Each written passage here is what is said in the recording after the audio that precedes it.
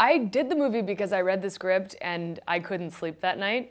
And I woke up in the morning after a few hours of restless sleep and I thought, I gotta read it again.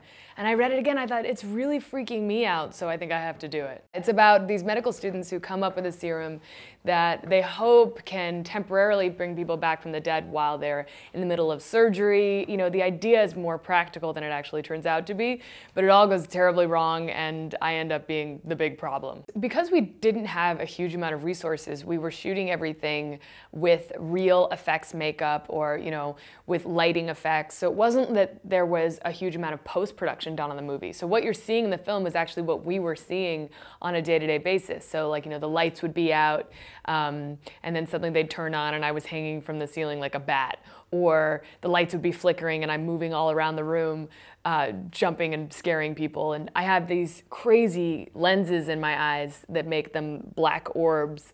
So, you know, because of the practical effects, it was scarier to shoot. For instance, there was a scene where I look in a mirror and it kind of explodes. It cracks in my face, and that actually happened on the day, which is a pretty freaky thing to shoot.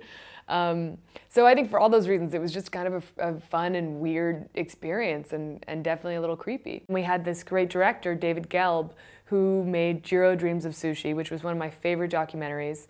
And he just brought his unique sensibility to this film, and I think he's a really exciting new voice in the filmmaking world. This cast was so awesome, just sensational, talented people from all different types of acting backgrounds. We had Mark Duplass of Mumblecore fame, who is a great director and producer himself and has acted in everything from The League on Fox to The One I Love, the great independent romantic film he made with Elizabeth Moss last year. I'm such a fan of his, so I was really excited to work with Mark. And we have Donald Glover, also known as Childish Gambino in his music life, and he's on Community, of course. He's a really funny comedian, and it was great to have his comedic presence on set, and I think brought a whole other kind of layer of character quirkiness to the film. And then we have Evan Peters from American Horror Story and several other movies, and he's just fantastic, and he was more familiar with the horror genre than the rest of us, but he just has this awesome imagination, and he's just really an interesting actor. And Sarah Bolger, sweet Sarah Bolger, who's Irish, and I adore her, and she was just fantastic, and I loved that this was a horror film where the women were not the dumb characters running away from danger. They were the antithesis of that. I was the dangerous element, and Sarah was the smart character who figures out how to take me down, or at least tries. I love the horror genre. I think it's really fun, and I think for actors it's a blast because you get to just go wild. You get to just have fun, and particularly if you're playing the villain. I think it's probably the most fun part of it. But you know, an actor's goal is to make the audience feel something, and the horror genre is a really direct way to make people feel something immediately. And yes, you're manipulating people's worst emotions and giving them nightmares, but in a way that is kind of the fun of performing.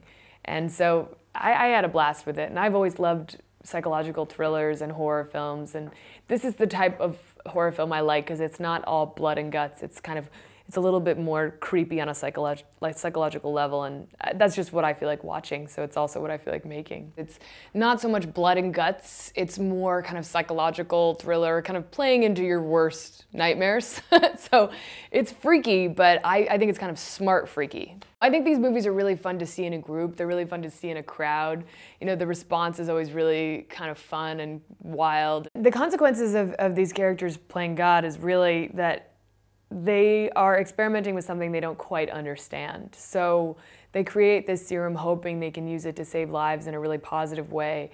And instead, they use it on someone who has a very traumatic past and a lot of repressed negative issues. And the serum just activates those issues in a really dangerous way. So I think, you know, they are well-meaning scientists, and yet they unlock something really, really dangerous. I think the big question this film is asking is, what happens when we die? Where do we go? And if science keeps evolving to prolong life or to bring us back from the dead, what will that mean? And are we ready for that? I think The Shining is still the most terrifying movie ever made. And I watch it every time it comes on. And I'm fascinated by everything that went into the production of the film and what the experience was like for those actors. I mean, talk about freaky. They shot that movie for an entire year.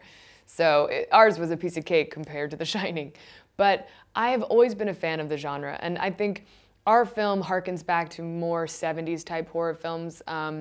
It's not as much based on blood and guts or any special effects. It's a little more kind of lo-fi and a little more psychologically creepy, and that's my kind of thing. Ladies and gentlemen, you're watching Hey You Guys! Hey You Guys, huh? Hey You Guys. Is that from the Goonies? It is indeed, yeah. Nice. Hey You Guys!